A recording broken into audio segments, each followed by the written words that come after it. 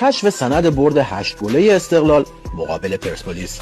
پس از اختلاف‌های فتح‌الله‌زاده و درخشان بر سر برد 8 گله استقلال مقابل پرسپولیس، آرشیو کیهان اسنادی از دیدار استقلال و همایون که با 8 گل به سود آبی‌ها به پایان رسید را منتشر کرد.